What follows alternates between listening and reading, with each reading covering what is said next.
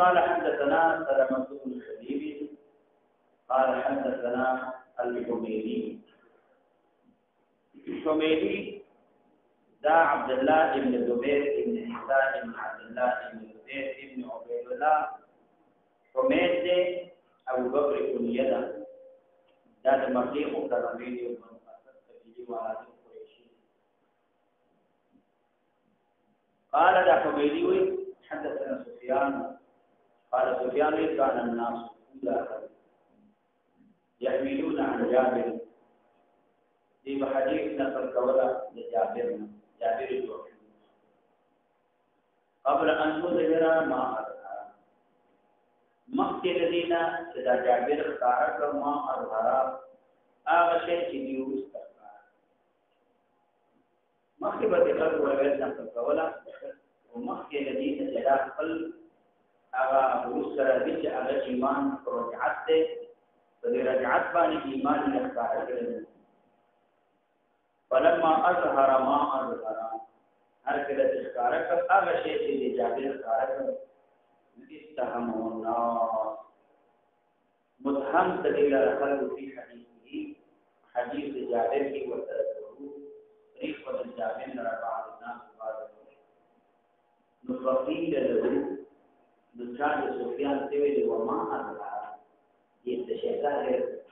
شخل حديثنا قال سفيان سوي الإيمان بالرجعة هذا إيمان بالرجعة إذا تعرف نخلط الروايات طريق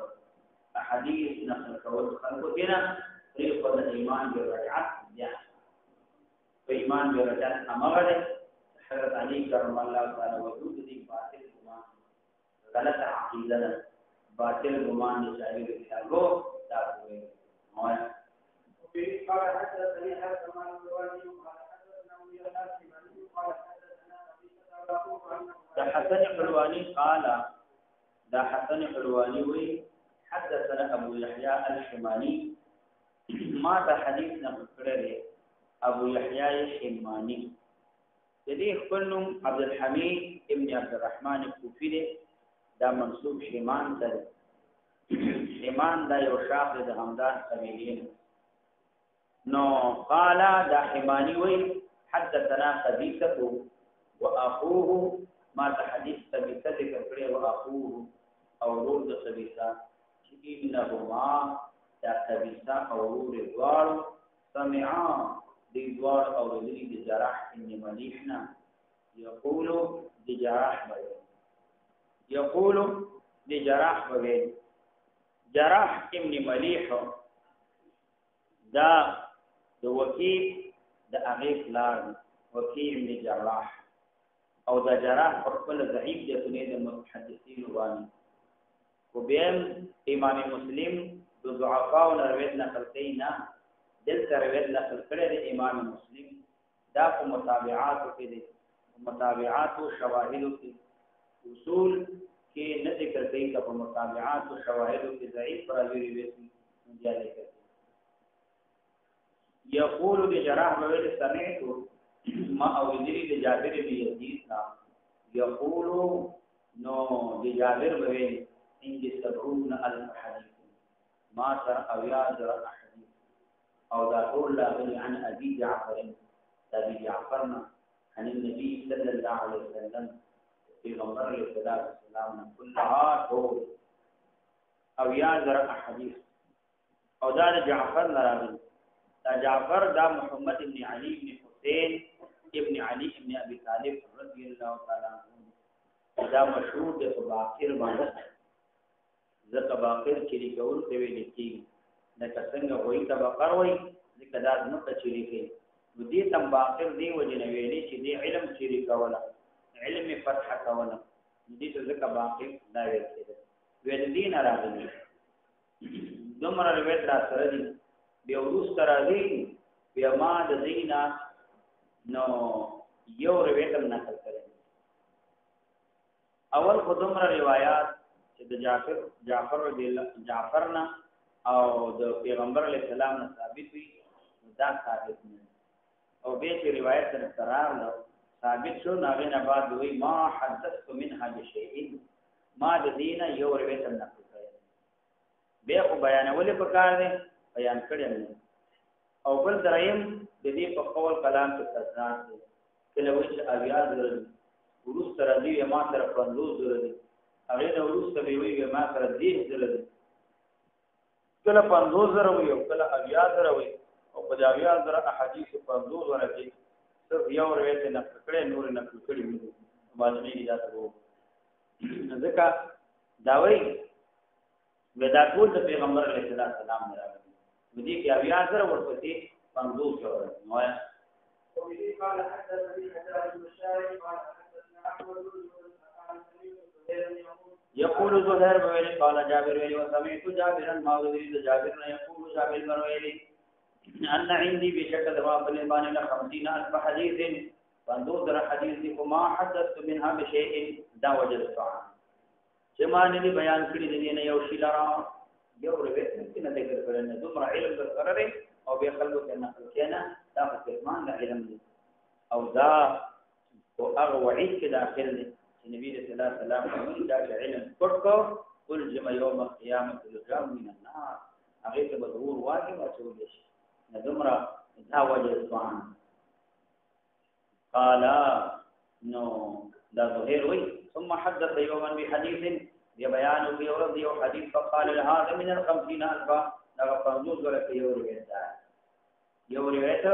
هغه 50 ورته کې نو هغه دا 50 روایت کې یو روایت نقل کړي نو وفي قال حدثني ابراهيم بن خالد يقول قال سيدنا الولي يقول قال ابراهيم سمعت ما اوذلي لسانا ابو الوليد سمعت ما اوذلي ابو الوليد يقول ابو الوليد سمعت ما اوذلي السلام ابن ابي متينا يقول سمعت ما اوذلي جابر الجوفينا يقول جابر الجوفي عندي 50000 حديث عن النبي صلى الله عليه وسلم فانظر حديث دا ابو الوليد دا هشام ابن عبد الوليد او د ابي متين نو د دې خپل سعد نوم دی اگر وکیل سلام ابن ابي متين سعدنا د جعفر ما تر 50 ور حدیث دی او دا ټول د پیغمبر علیه الصلاه والسلام او وفي قال حدثني سلام بن النبي قال حدثنا قال حدثنا قال رجل كان جابر عن قوله تعالى فلما ذهب وذهب الى سفيان وی ما یو سړی نو اورل چې جابر نه تاسو د دې په مطالعه فلن افرح الامر حتى يأذن لي ابي او يحكم الله لي وهو خير الحاكمين چې دې څه معنا د دې څه مطلب نو قال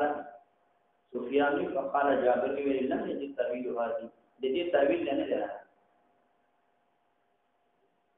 قال سفيان وكذب دروغ ویل فقلنا من ولی وما هذا بهذا جديد څه مطلب د دې تعبیر نه ده فقال سفيان ان الرافضه دار رافض تقول وي ان علي في الصحابه علي رضي الله عنه قوله فلا نخرج مع من يخرج ممنوذ ترد اغچانا چې اگر اوذي من هغه سره مساعدت نکو امداد نکو من ولده د اولاد علي رضي الله عنه چې مهدي عليه السلام هغه چې راوځي موږ دې سره مساعدت نه کوو امداد نه کوو موږ ورته نو ولې حتی تر دې پورې ينادي مناد आवाज او چې आवाज کوونکې من السماء الى اسمان आवाज کوونکې څوک دې يريد عليا اراده لري علي رضی الله تعالی عنہ چې انه ينادي علي رضی الله عنه आवाज کوي چې اخرجوا مع فلان قوذي اخرجوا مع فلان هو دې سره د فلانینا مراد نه مهدی علیہ السلام د مهدی علیہ السلام سره یقول جابر ویل هذا تعویل هذه دغه فذا تعویل هذا مصداق د دې آیات فذا تعویل هذه آیات دا مصداق د دې آیات سفیان وکذب دروغ ویلي كانت في اخوه يوسف دا راغلی دی دورونو د یوسف علیه السلام نقل هغه متعلق راغلی او دا دروغ وي چې دا د مهدي علیه السلام متعلق دی او علي رضی الله تعالی عنہ ویل کې مهدي علیه السلام سره موږ نه وځو تر څو چې ورځ د قیامت کا قریب دې هغه حکمونه کې چې سره تاسو کوي نه روافض د عقیده نو د دې تعویل ودال او حالا کې دا یوسف علیه السلام دورونو متعلق دی یوسف علیه السلام هغه بل نور میو او بلار کې نه مضبوط کلک ضمانت واغ هم شروع دا راولم چې هغه بنیامین میو نو هغه یوسف علیه السلام کې کار هغه مشروع له بلار سره ما وعده کړی او چې دې برخه مخاره ولا د نظم حتى يأذن أمرا حتى يأذن لأبي ثلاث لار ما تحكم منك من النظم تكفلار سره وعده کړو هغه یوسف علیه السلام یوسف هم ویو وزارت د بنیامین بل ورور دام چې تنادره کنه نو ما ورته وعده او دا وینا دا تعویل دې نه راغلی دا د مهدي علیه السلام علی کرم الله تعالی وجود لفظ پیدا شروع درنه ضرور د یوسف علیه السلام ضرور متعلق د آیات د الله نه وایا وبه قال حدثنا سلمة قال حدثنا قال وبه قال حدثنا سلمة قال ولم يحدثنا الحميدي قال الحميدي حدثنا سفيان قال سفيان سمعت جابرا من جابرنا قوله دلتا جابر وي بيحدث بنحو من 30,000 حديث ايوه بيان ولا تقريبا 10 حديث ومستحل ان اذكر منها شيئا ده حلال نګلم چې ذکر کوم دین یو شی وان لي كذا وكذا کما د پر دومره مال لا کړی یعنی کټول دنیا را کړی شي د دې احادیث او تذکر حلال نه دي حدیث ذکر کول حلال نه دي دا جائز نه دي کدا ټول دنیا ما تاسو راځي هم توګه راځي په دې سند کې د ابو علي غسانی دیانی رحمه الله هغه لګی دی د سلمہ ابن شبیب د دې ذکر کړی نه دی امام مسلم او د حمیدی په مابین کې سلمہ د امام مسلم چې کوم استاد دی دې ثابت کړی دا ابن ماهان هغه دا روایت نقل کړی په دا روایت د جلودی چې کوم راغلی دی هغه کې به دا سلمہ ابن شبیب دا ذکر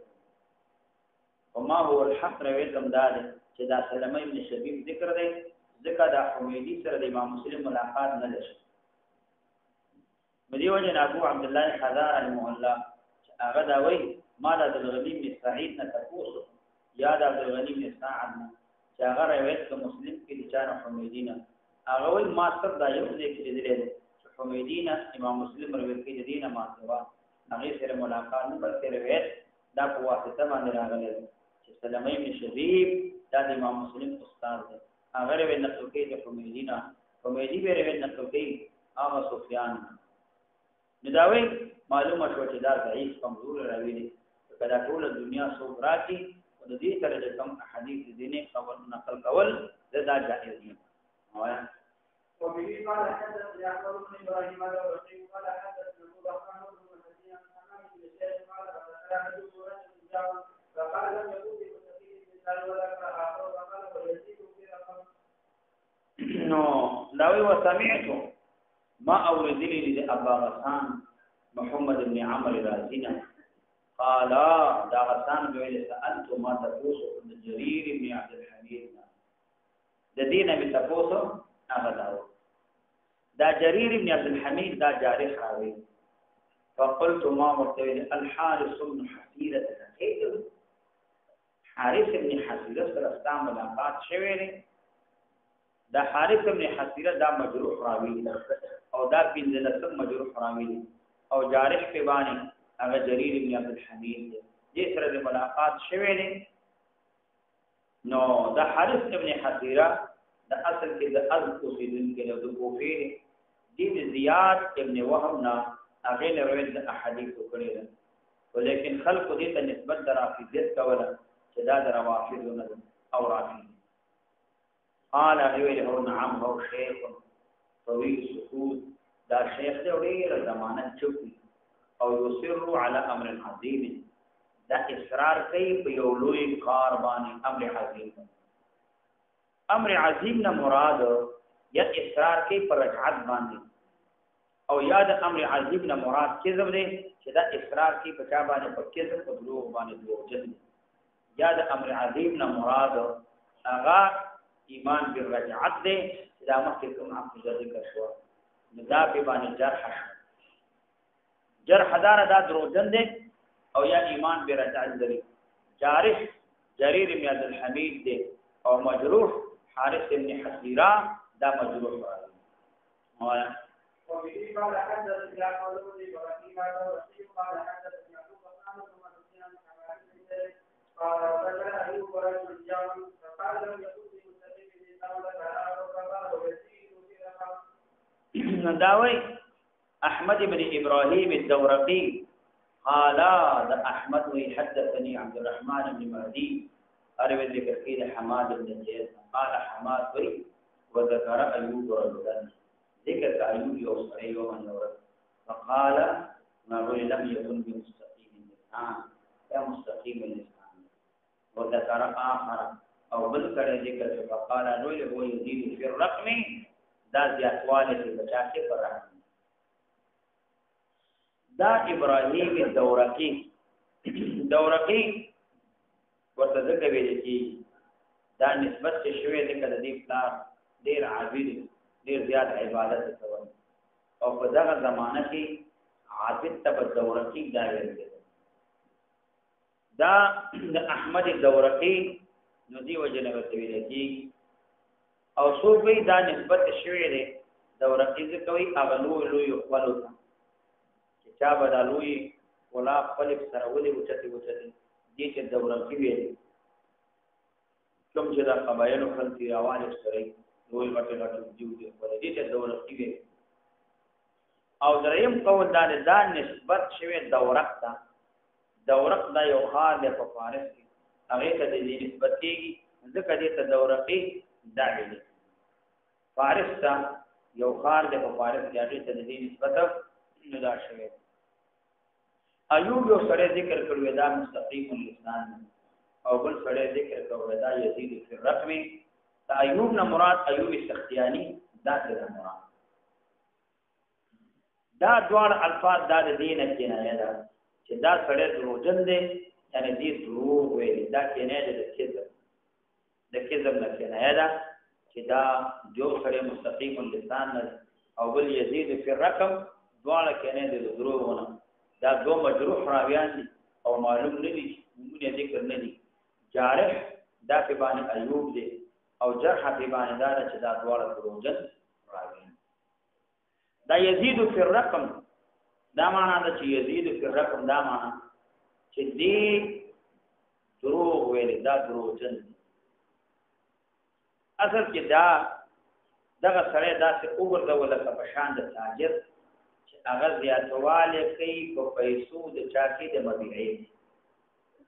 او دروغ وي دې لپاره وي چې خلکو نګډ ډیر وکي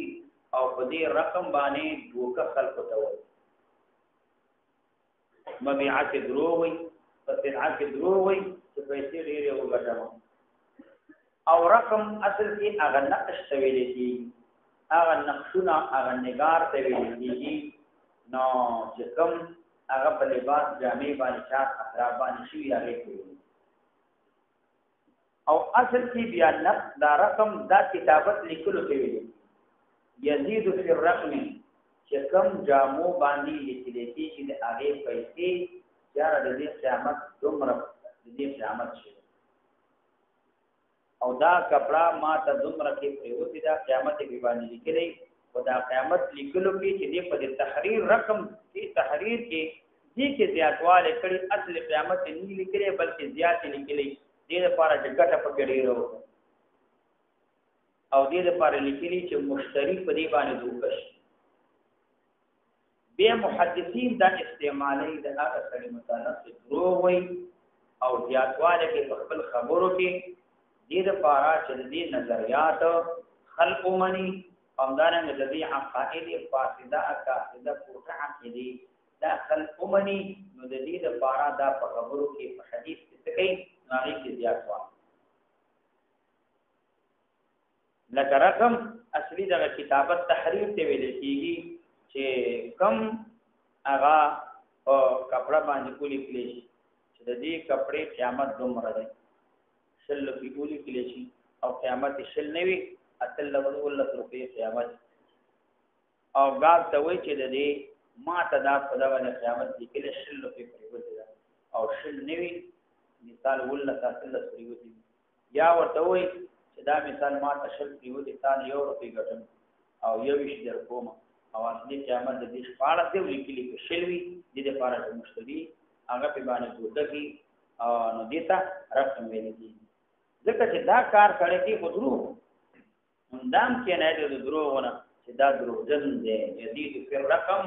یاتواله کې تاسو کې لیکلو کې پته هري او وفي قال حدثني حدار الشاعري قال حدثنا سليمان بن حرب قال حدثنا معاذ بن زيد قال حمادی قال ایوب ان نجارن بشکوا گورنر ثم ذکر من فضله بذکر فضیلت داغي او اذا تدیر نیک سره د سره د قولو شهید علی ثمرته کغولی کو دو فرماغان وبانه وکي ما رایت شهادت مجاهدتن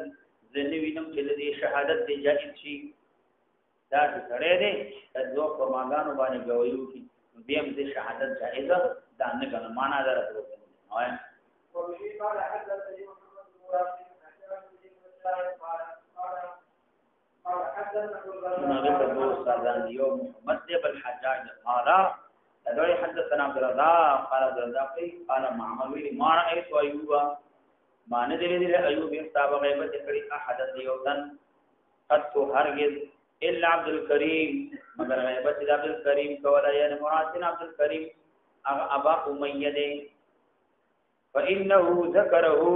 ندي ذكر عبد الكريم لرا فقال أيوب رحمه الله الله ذي رحمه كان غير ثقة دا جرح دا ثقنو جارح في باني أيوب دي مجروح راوي عبد الكريم دي او دا شفانكم مجروح راوي دي او جرح في باني دادا دا غير ثقة دي غير ثقة ولي ولقد سألني أيوب ما نتفوسك عن حديث لقد سألني عن حديث لعكرمة نو ما نتفوسك عبد الكريم جو حديث متعلق دي عكرمة نروي تراغلو ثم قال نغين ورسل بفقبل عبد الكريم وإن سمعت عكرمة ما دي عكرمة فقبل أورد لي عكرمة فقبل أورد لي نو دا تبان جرح شوا نا قطعا یقینا ایوی چې دا دروغجن راوي دا غیر ثقه نو لیکن دلته سوال دی دا خو د ثقاتونو واقعي یا نسیانن وی خبره ته نه یې یا سماع بالذات کی بعد الروایت بالواسطه یو د روایت بالواسطه ووري هغه نه بعد هغه شیخ سره بالذات متعلق راوي دا خو نسبت د دروغ مشکل دی دته جائز دی چې دې عکرمانه اوریدلې وي بیا یې شی وي نو تاسو د ایوب نه کړی هغه نه بعد خبره ورته یاد شي لیکن موږ وایو کسب د عبد الکریم دا معلوم دی په قرائن خارجي قرائن دلائل خارجيه په دې باندې دال چې هغه دال چې په زعم د عبد الکریم زعم د عبد الکریم باندې چې دا ضعیف ذکر قرائن خارجه کو د عبد الکریم په دو باندې تصریح سفیان ابن عینه کړ عبد الرحمن ابن مهدی یحیی بن سعید قطان امام احمد بن حنبل ابن عدی دې تصریح کړ اگر کدا عبد الکریم خپل د فقها او د بصری نو بعد وی چې روایت امام مسلم ذکر کړي په متابعات کې په متابعات کې روایت ذکر کړي چې نه اصول کې ذکر کړي دا نه دي خو د دین داسې معلومیږي چې متابعات کې ذکر کړي چې عبد الکریم نو بدل دې روایت دا نه کړي چې دې بس شمار احادیث دا نقل کړي وي ځکه امام مسلم متابعات کې ذکر کړي حقیقت کې دا څه د یو زینه ما سوا چې عبد الکریم نه روایت راغلی نور امام مسلم دا روایت دا نه ده او سو وینا هغه امام مسلم چې روایت نقل کړي عبدالکریم نه هغه ابا امیہ نه دی هغه عبدالکریم جزری دی هغه ثقه راوي یو عبدالکریم ابا امیہ دی دا ضعیف راوي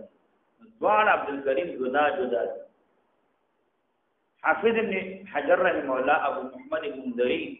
هغه دا وایي چې امام مسلم رحمه الله د عبدالکریم ابا امیہ روایت سره نقل کړي نه دی نی متابعات کې ذکر کړي نه په غیر متابعات کې ذکر کړي دي بلکې امام مسلم روایت نقل کړي هغه د عبدالکریم جزری نه نقل کړي دي عبدالکریم جزری هغه ثقه راوي دي دا غیر روایت نقل کړي د عبدالکریم ابا امیہ نه سره روایت نقل کړي نو په اصول کې نه ذکر کړي او په متابعات کې ذکر کړي چا دا ویل چې امام مسلم متابعات کې ذکر کړي دینه معلومی چې شمار احادیث په نقل کړي حالا صدا نه ده بلکې عبدالکریم نے روایت یو ذکر راغله دي او بیا محققین علماء چې هغه عبدالکریم جزری دي هغه خلک وایا وبه قال حدثنا الفضل بن سهل قال حدثنا قال هذا عفان حدثنا حمام قال قدمنا بمكان ابو داود اعمى داول مجروح راوي دي فجعل سرور يقول حدثنا البراء وحدثنا زيد بن ارقم فذكرنا ذلك لقتادة فدا خبر من قتادة ذکر کړه قتادة په باندې جارح دي فقال قتادة ویلي كذب دروي ما سمع منهم روایت دین نه اوردل انما كان ذلك تاکي سرود ابو داود اعمى قائلا دا سوال کوي دا په باندې جرح دا يتكفف الناس دي بلاس نیولو خلقو تا کب نیولو لاس په نیولو خلقو ته څنګه دا شیخ الحديث او سروید نقل کی زمانه طاعون جانبه هغه زمانه د طاعون کی چاغت تباکن طاعون دې کندي د خلقو په کې شیوا نو باغې کې د خلقو نه سوال کول دي خلقو نه سوال کولا دا ابو داود د دې خپل نوم نوفع ابن حارث دی نوفع ابن حارث دی دی مکی سبوی او قصې خلقو ته بیانول اعما علوم د دې په صعبان د ټول اتفاق عمرو ابن علي و چې دا متروک الحديث دی يحيى ابن معين ابو زرعوي چې ليس هو بشيء دا ابو داود اعما شيء ابو حاتم رحمه الله و چې دا منکر الاحاديث او علامه عقيلي و شيعي عار غال دا یو سرکش شیعه تیر شوی نو لہذا نو د دې روایت دا قابل د قبول ده د کدی ما سمع منهم دی اوریدل نه کړي منهم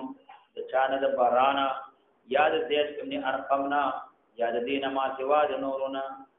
ابو داود عما بداویلی چې ما اتلت بدری صحابه کرام لیدلی دي دا غي سره زما ملاقات شو دا وی دروغ وی هیڅ نه دی لیدلی دروغجن دی يتكفف الناس دې سوال کوله پچا کې په کف کې یا په کف سره سوال کوله لا کب خلقو ته وګور واځي نو کو کې راځي يتطففوا دا په معنا دی يتكففوا سره دې تفیف لکېږي شیخ خلیل دا دی بلاس نیولې خلقو ته لک لک شیخ السلام خدای مو به یو روپی را ترا کوي یا خدای مو به 2 روپی را ترا کوي یو روپی او 2 روپی السلام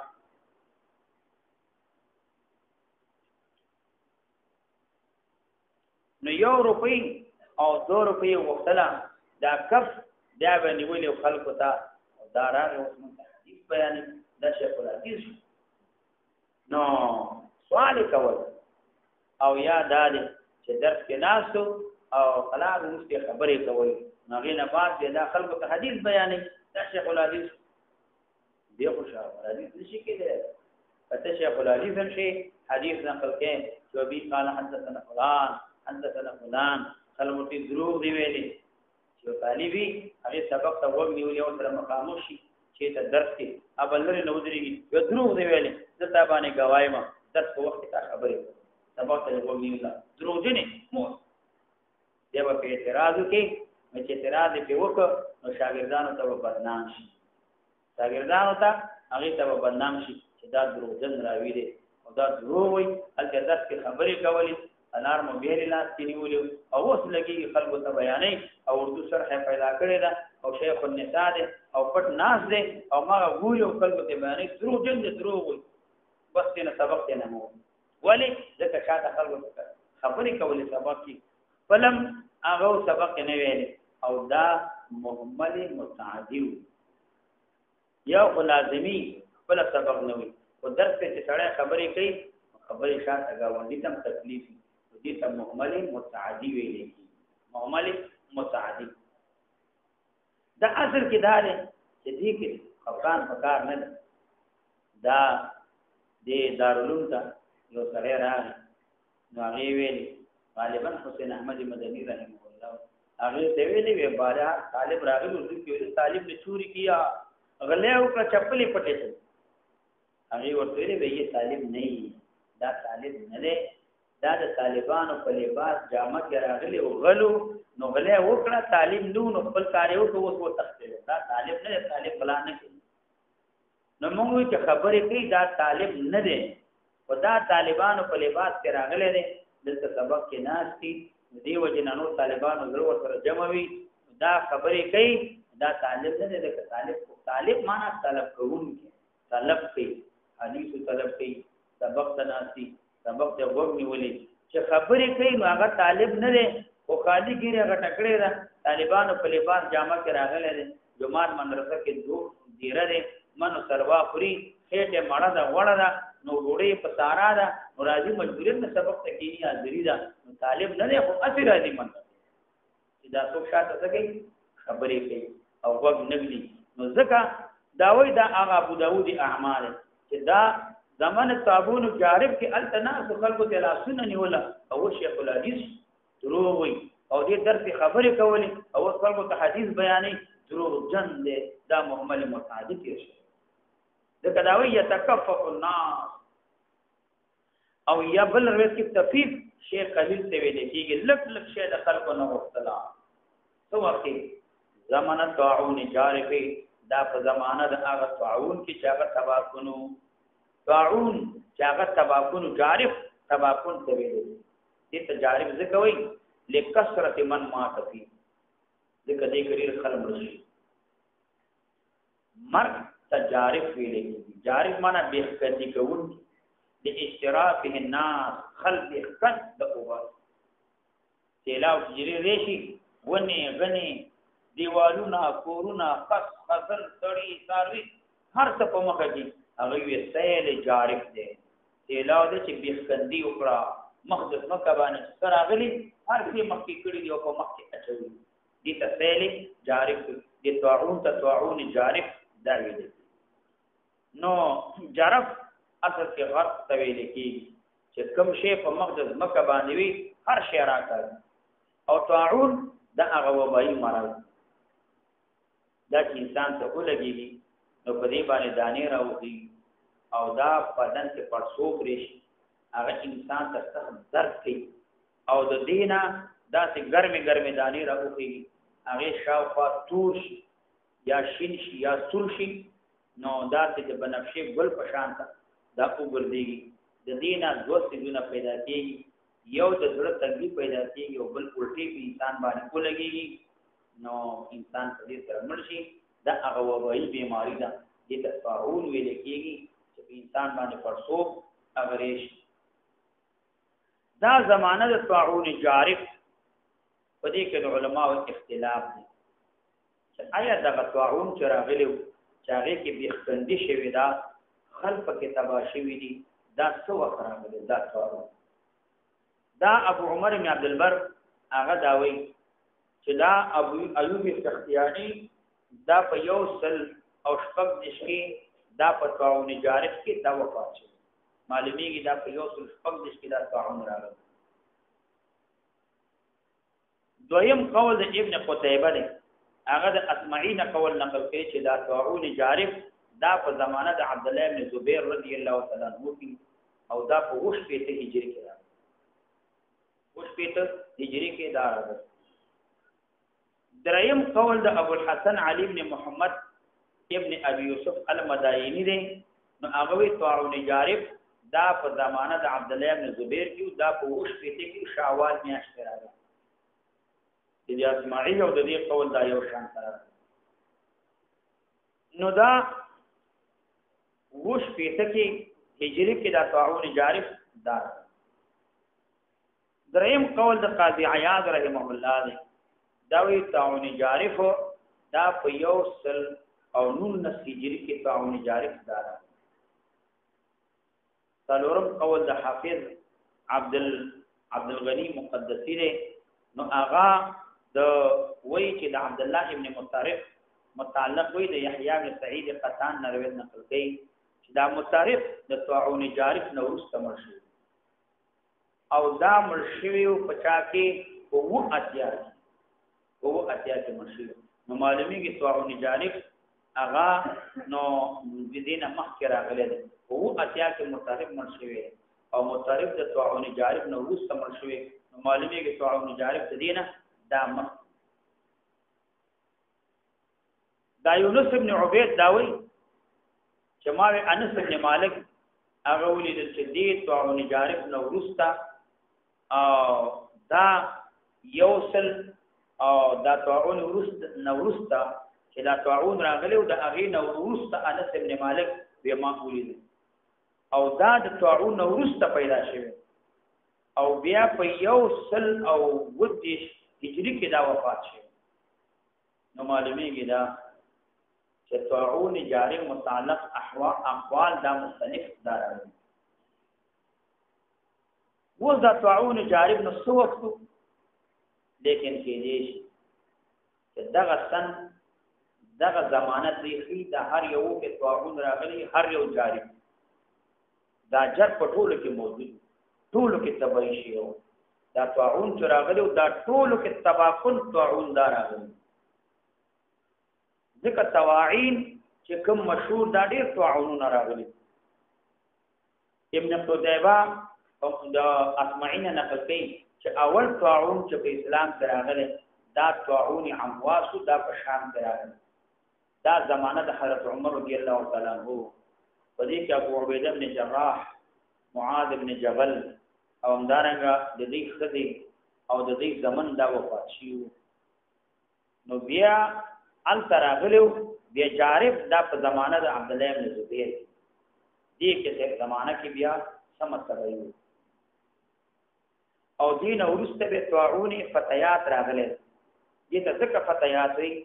دا طاعون په ازوان خود کې شروع هغه جنکو کې شروع شو په بصره کې او واسط او شام کوفه په دې څلور ځایونو کې دا شروع شو او حجاج په دې وخت واسط کې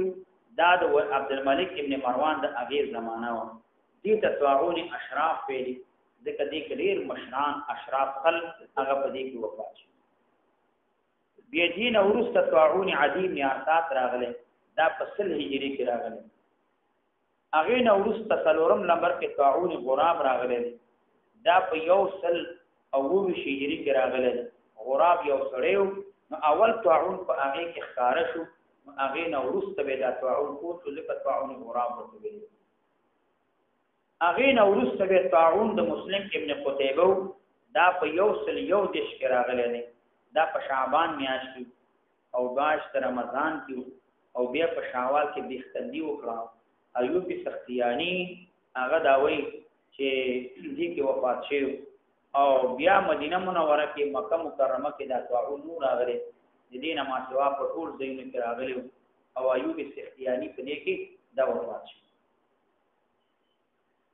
او دا طواعین ابو الحسن مدائنی وایي چې طواعین مشهوره عظام په اسلام کې دا 15 طاعون په اسلام کې 15 طاعون تیر شوي یو طاعون شروین طاعون دا په مدائن کې دا د نبی له صلوات و سلام په زمانه کې او دا شپږم کال د هجرت دا طاعون راغلی وبا راغلی دویم طاعون عمواس ته دا په زمانه د حضرت عمر رضی الله تعالی عنہ کې دا په شام په دې کې تقریبا 25,000 کسان مدام رشي په دې طاعون کې دا د حضرت عمر رضی الله عنہ زمانه اغه نو ورسته دریم نمبر کې طاعون جارف راغلی دا دینه معلومیږي چې طاعون جارف دا د عبد الله بن زبیر رضی الله عنه په زمانه کې په شاوال کې او دا وشپې ته هجری په دې کې په 3 ورځو کې خل هلاک شو ډېر زیات او په هر ورځ کې 80,000 کسان دم کړل 3 ورځې دا طاعون زور کې په هر ورځ کې به 80,000 کسان دم کړل د انس ابن مالک رضی الله تعالی عنہ نو د دې تقریبا اتیا بچي هغه په دې کې وفات شي او یا اویا بچي پر زمن مسیان نو بیا په کې وفات شي ځکه نبی رسول الله دعا کړې و او د دې عمر ډیر د دې بچي د دې مسیح نو دا وفات شي نو معلومیږي دا چې انس ابن مالک رضی الله عنه دا بڑا خاندان والا سړیو ټوټه خاندان والا نه امدارنګ د عبدالرحمن ابن ابي بکر سلوی زمن دې کې مرشي عبدالرحمن ابن ابي بکر ابو بکر صدیق رضی الله عنه وایي د دې زمن او مسیان تقریبا سلوی کسان باندې کې مرشي څلورم نمبر کې طاعون فتيات دا په شاوال کې دا په 2 هجری کې راغلی هغه نو ورسته 5م نمبر طاعون د مسلم ابن قتيبه دا چې راغلی په 1 هجری کې پر رجب کې راغلی بیا په رمضان کې سخت شو همدارنګه هر اورز دا په پچا کې په کوسو کې تقریبا 10 جنازې تیرېدلې خلک به د جنازې کوي بیا په شاوال کې کم شو دا په کوفه کې دا طاعون مغیره بن شعبہ رضی الله عنه نو صحابه کرام هغه په دې کې وفات شي په دې کې دا وفات شي نو طاعون مشهور چې کوم طاعون دی اسلام کې نو 15 طاعونونه دا مشهور په اسلام کې نو دا راغلي دي او هغه نه بعد په زمانه د طاعون جارف کې نو په دې کې اختلاف اسلام کې یو طاعون شروع راغلی د نبی رسول الله سلام په زمانه کې او دویم طاعون امواس راغلی دا د حضرت عمر رضی الله عنه زمانہ دریم طاعون جارف راغلی دا د عبد الله بن زبیر رضی الله عنه زمانہ بیا طاعون فتيات راغلی دا په 2 هجری کې راغلی او 5م نمبر کې دا طاعون دا د مسلم ابن قتيبه دغه طاعون د راغلی او مداینی رحم الله غدا و چې طاعون امواس دا په 2 هجری ابو زرعه دمشقي هغه وینا طاعون امواس دا په 2 هجری او امواس اصل کې دا قريه د په مابین رملي او د بیت المقدس کې دي ته د طاعون نسبت کې ځکه ابتدا دې کې شیوا شروع وشو هغه نو ورسته عام شو ټول خلک به شروع شو او له بیا ته تبعی دا شیوا د حضرت عمر رضی الله عنه دور خلافت د حضرت عمر رضی الله عنه نو د اخر زمانہ چې دا طاعون نو دا اللهم